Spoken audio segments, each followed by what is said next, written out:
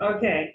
All right. So welcome everyone to the afternoon session of our workshop on motion planning with implicit geometries. And it's my pleasure to introduce Shuran Song, who is assistant professor at Columbia University in New York.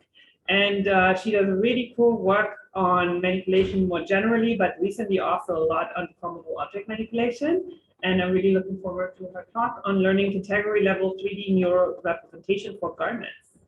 Thank you. Thank you so much for the introduction. Hello, everyone. I'm Shuran. Really nice to see you guys still stick around in the afternoon of the conference. Okay, so yeah, so I'm going to talk about 3D neural representations for garments. And let's see. Okay, good. So as we know, there's really a lot of progress that's happening in learning neural representations for objects. And I think the aspect that really excites me the most is the perspective that all this learning method can potentially remove a lot of assumptions that we typically make for 3D reconstruction algorithms. Right. Can we turn on your video just so that you are visible? Okay. To to all the speakers. Yeah, that would be great. Does that work for you? I think, yeah, that works. Sorry for interrupting. Yeah. Cool. Okay, so you guys can see me now. Okay, good. Yeah, so learning your representations, a lot of progress, and the aspect that excites me the most is that potentially can remove a lot of assumptions that we typically make for 3D reconstruction algorithms. Right. So now we can potentially reconstruct very detailed geometries without really worrying about the memory consumptions. We can reconstruct objects with special surfaces as non-diffuse, like shiny surfaces or transparent surfaces. And yeah, of course, what about deformable objects? Right. So although, well, most of those algorithms actually they primarily demonstrate their real representation in static environments with rigid objects. Actually, most of them do not really explicitly make these rigid body assumptions. So does it mean that we can just directly apply the similar techniques to deformable objects and call it a day? Well, the answer is both yes and no, just because there is such a wide spectrum of deformable objects.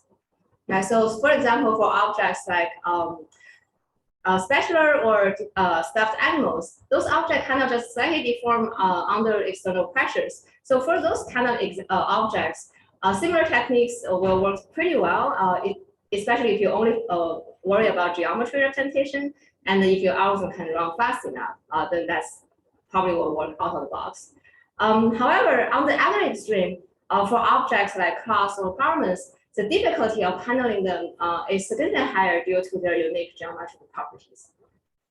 So the plan for my today's talk is I want to kind of just go over what are those specific differences that make garments or cloths difficult to handle, and why existing methods might fall short because of those differences, and some of our ideas of how we can potentially address those challenges. Okay. So what are those differences? What makes garment different? Right. So I think the first and also most obvious difference is their extremely high degree of freedoms. Right. So for cloths and garments, they can easily be considered as near infinite degree of freedoms. And I think the direct consequence for that high degree of freedom is about the task definition, right? So how we can even define a pose for a piece of garment that has near infinite degree of freedom. And another very major difference for cloths or garments is about their 3D geometries. Right? So for garments, they often consist of very thin 3D surfaces that's actually not watertight, which is actually quite different from rigid or solid objects. So this kind of special 3D geometries also kind of make them ill-suited for those typical 3D shape representations like occupancy grid or sign distance functions, which really requires us to think about is there a new representation we need to use in order to represent those thin surface with openings. And finally, because those objects are so thin and they can be formed in so many different ways, actually cloths or garments often experience the most extreme case of self-occlusion, right? Especially when they are folded and crumpled. Oftentimes, the visible surface area can be as little as 10% or even less compared to the total surface area of the whole object. So that also makes the perception task for deformable cloths extremely difficult. So because of all these difficulties, I think there's a lot of prior work in garment perception actually use a lot of simplifying assumptions. So for example, they may assume very high visibilities of the garment, where only consider the garment pose estimation where it's already worn by a person. Or they can kind of assume very strong prior knowledge about the garment. For example, they know the very precise and detailed 3D mesh models for a particular instance of that car. So the goal for today's talk, or the work that I'm going to talk about, is really try to relax those assumptions a little bit, and then try to answer this question of how I can estimate the pose of a piece of garment from a highly incomplete partial observation. And the work I'm going to talk about is called GarmentNets, and it's done by one of my students, Cheng. Okay, so the task for this project is trying to do pose estimation for garments. And then the first question that we need to answer is how we even define the task, how we even define the pose for a garment that has near infinite degree freedoms, and also how we can extend that pose definition to a category level of garments instead of just particular object instances. So the problem definition for rigid object pose estimation is actually really simple and clear, right? So we only need to use 6 numbers to represent a pose of an object. Given our object instances, right? 3 number for translation and the other 3 for rotation, and that's it. And we can potentially extend this the pose definition to a category, a collection of object instances to a category level pose definition. Right? So, for example, if you want to define a category level pose for all different cameras, you just kind of need to define a shared canonical coordinate frame for all different camera instances by aligning their direction in some way. So for example, you can use the direction of the camera lens in order to align all different camera instances, and then you have a shared canonical coordinates for all different instances. And then once you're able to define this canonical coordinate frame, the task of category level pose estimation is then just by trying to infer the transformation from the observed object instances to this normalized coordinate space. Which we'll also call it NOx, right? So in those cases, the objects that you observed may not be something that the system see during training. Okay, so the similar idea can also be extended to articulate objects by just introducing a few additional parameters to canonicalize their joint configurations. So here is actually just showing the process of trying to canonicalize the pose for articulated objects. So here, for eyeglasses, you just have 2 additional degree of freedom that's kind of describing the 2 additional joint parameters.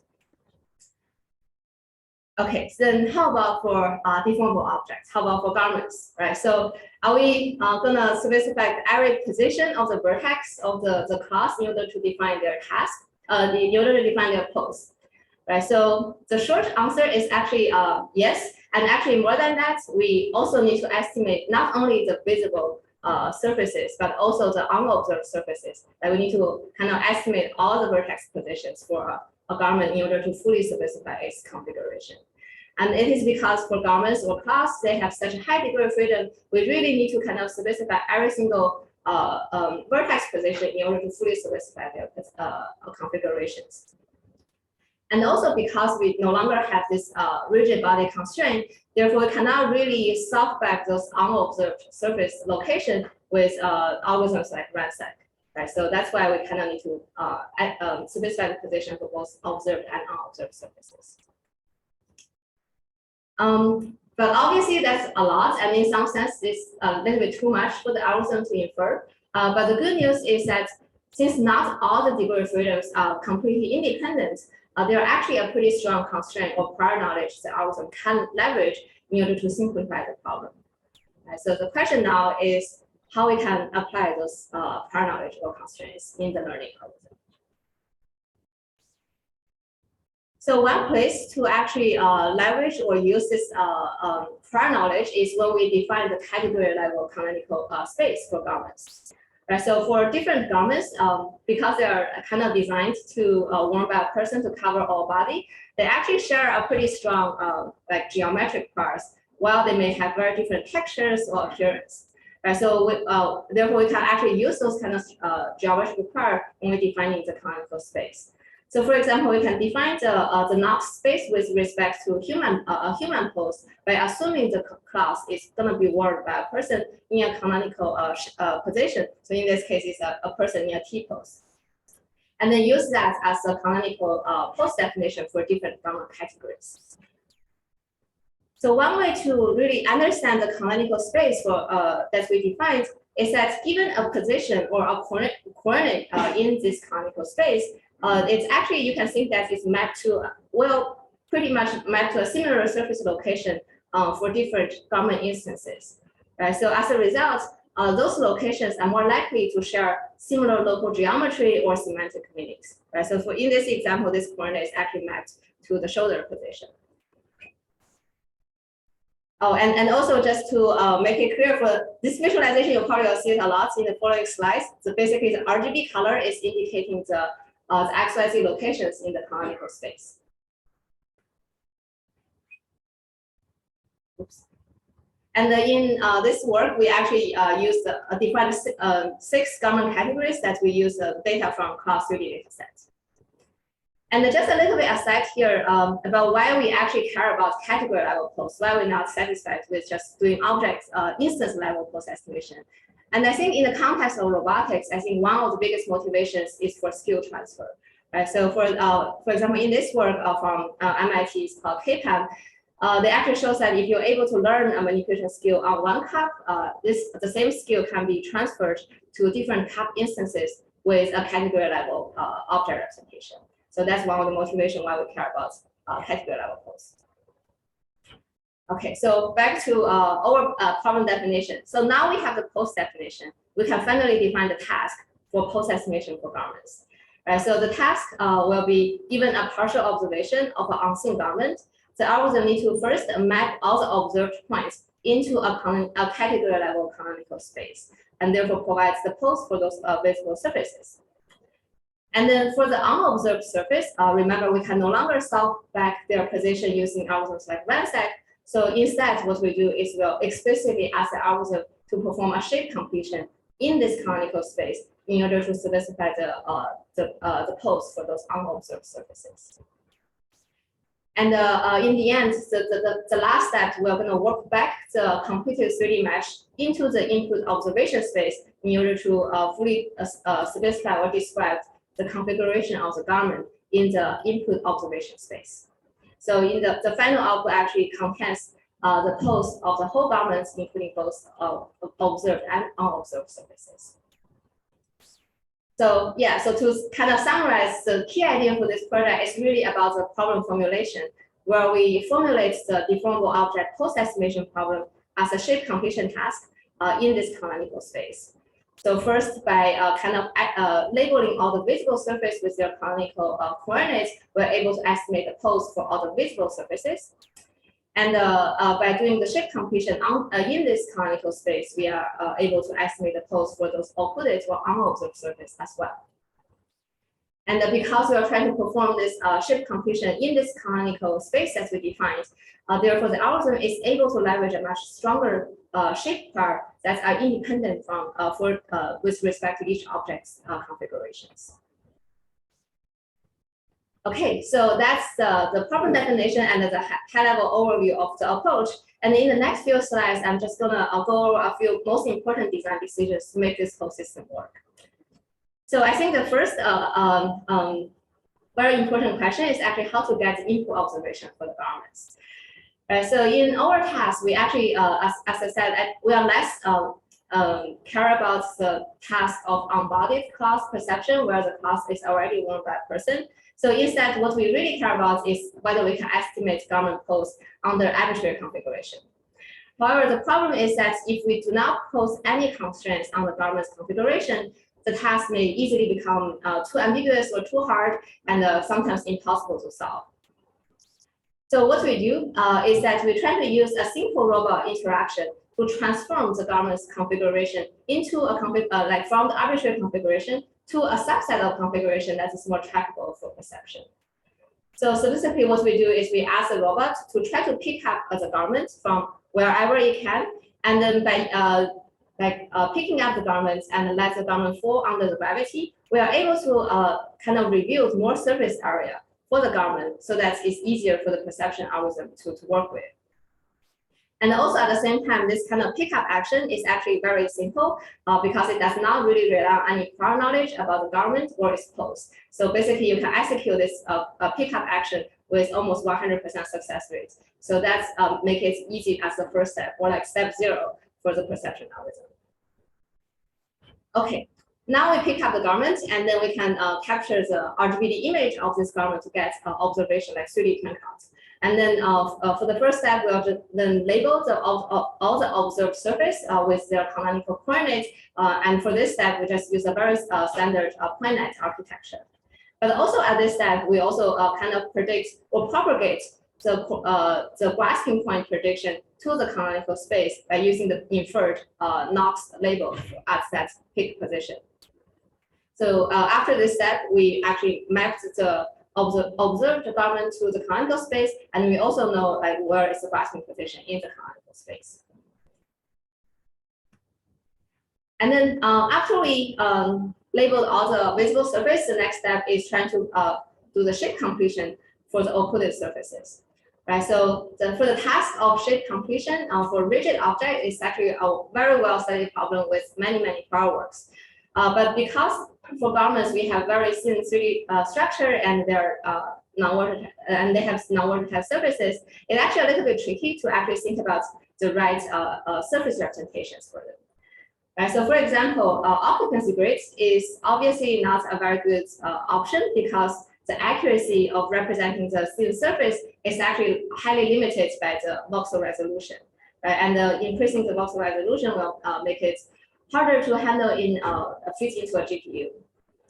However, on the other hand, another very popular shape representation like truncated sand-distance function, or in general sand-distance function, they are able to represent very thin surfaces by basically assigning different signs inside and outside the 3D surface. And then the zero crossing surface can precisely describe the locations of the 3D thin surface.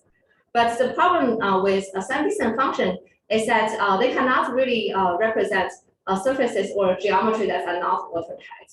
Right, so which means is that if you directly try to extract zero crossing surface, you will actually get additional surfaces around the object's openings. Right, so for example, for garments, we know that it typically has openings at the neck or the waist. But if you use the TICF representation, then you actually cannot really represent those opening areas or the boundary of the surface.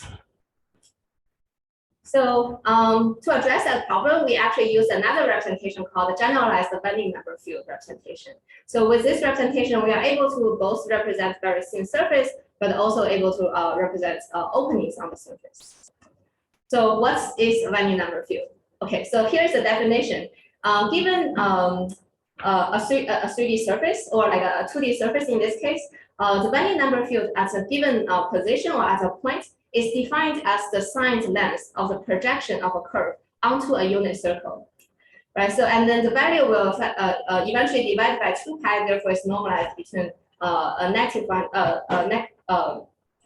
It's normalized by negative 1, positive 1, and then actually intuitively you can think about for a point that is outside a closed circle or a closed curve. The bending number will be 0, and for the position that's inside a closed curve, the bending number will be 1. So we can extend this definition to 3D by replacing the angle representation with a solid angle in 3D. And then if we compute the bending number for every single positions in the 3D space, then we can get a bending number field. Okay, so that's the definition for bending number. But why we use bending number fields? What's the particular property that is make it well suited for our application? Right. So if you're trying to represent a surface that is watertight, it's actually quite similar to occupancy grid because it's basically 1 inside the curve and 0 outside the curve. So you will get a representation very similar to occupancy grid, which is not very interesting.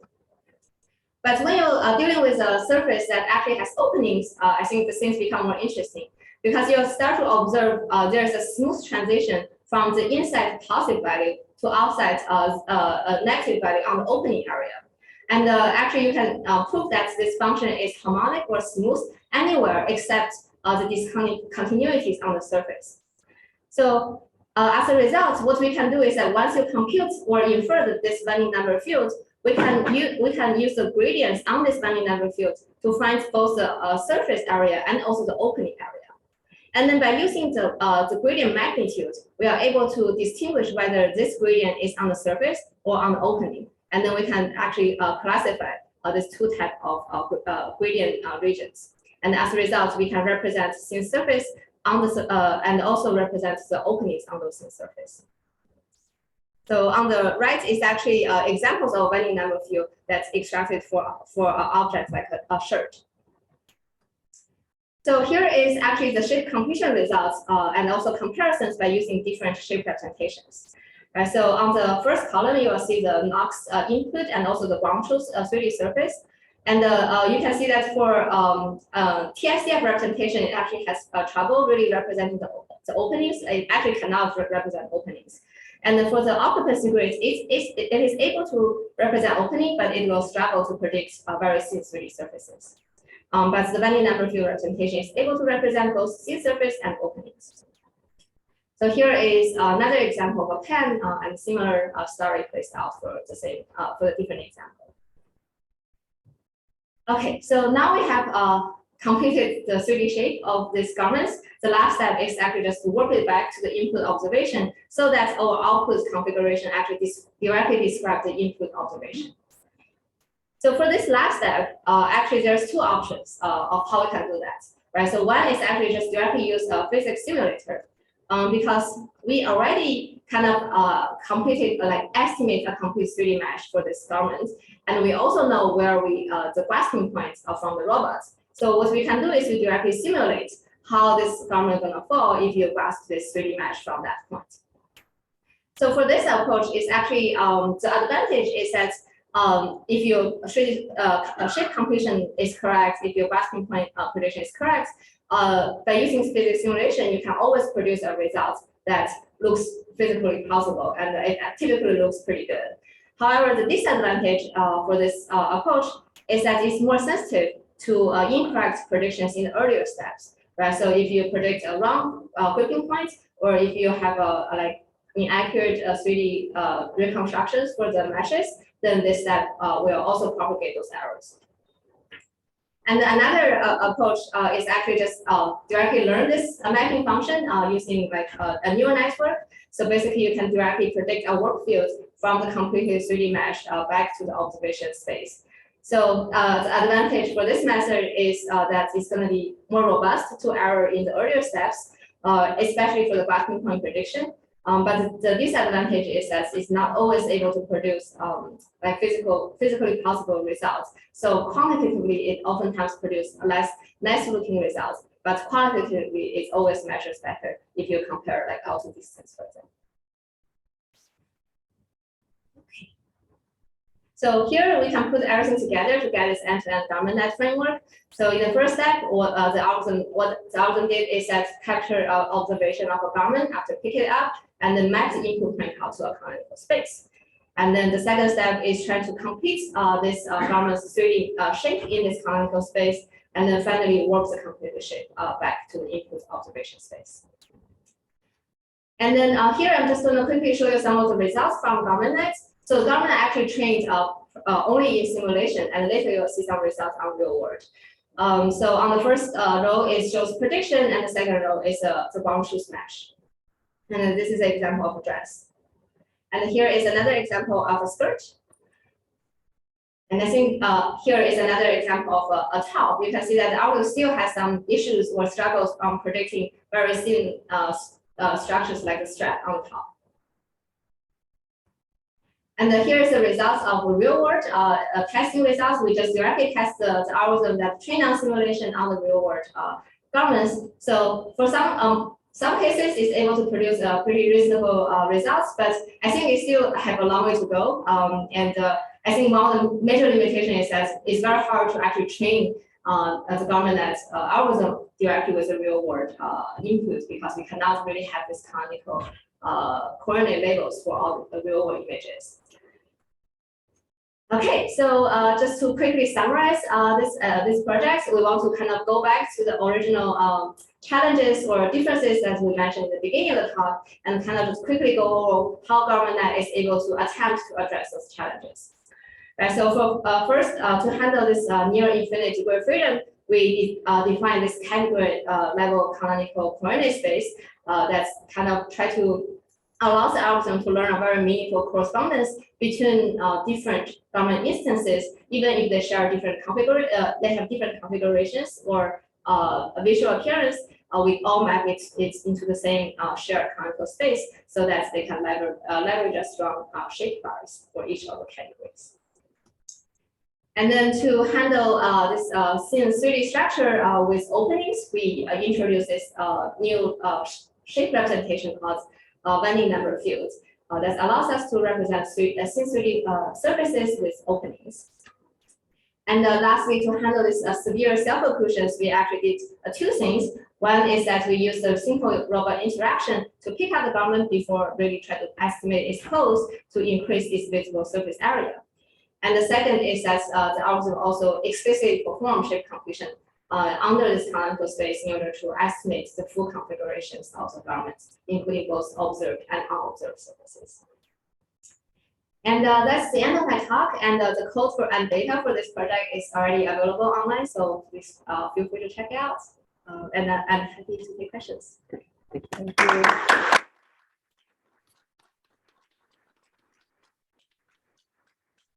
Yeah.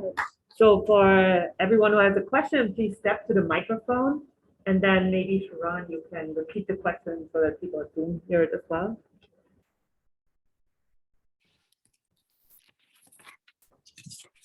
Or maybe people on Zoom, yeah?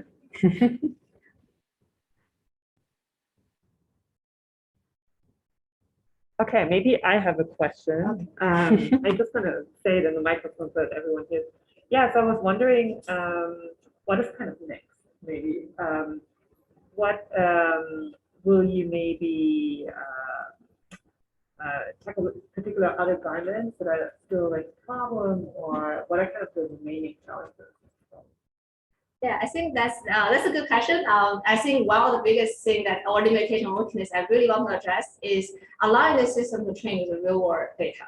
I think right now we can only train with simulation data because we kind of need this Knox labels for every pixel, and which is very hard to get.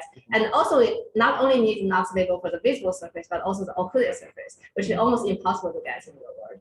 So maybe we can reduce the amount of supervision that we need, or maybe we can use like more interactive perception in order to like unfold the class and then label the class under those configurations.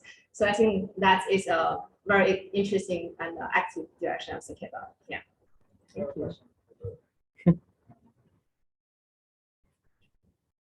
Thank you for a great talk, Professor. I'm curious, do you think, or is your team thinking of a smarter way of picking up the cloth? Because when a human goes up to pick up a shirt, we don't just close our eyes and pick it up. We'll pick it up in a way that makes it easier to tell what we're holding. Yeah, so the question is that for the first step, for the step 0 of picking up the cloth, is there a way that we can pick it up smarter so that the observation is even like easier for the perception algorithm? Yeah, I think there probably are some algorithms that we can use, but I think when we're designing this system, we try to make step 0 as simple as possible. That does not rely on like prior knowledge, because if that step doesn't work, then the following step will also like not work. So we're trying to make the step 0 kind of as simple as possible. Does not rely on any estimation or prior knowledge. But definitely, I think, for example, we can have second pick. I think at that step we can make it more intelligent and smart. Great. There's like one question by Anju. Can you, if you can unmute yourself, you can ask a question. Hello. Hi. Hello. Hi, Shuran. I love this type of work because I'm kind of like getting behind on this. I finally got a robot in my house to clean up the house. And the thing I want is one that can fold my clothes. And so I have a question. How long do you think we can get there in like a... Next paper. All right. Okay. I'm looking forward to it. Thank you. Perfect. Yeah. Okay. Let's give Shuran one more hand.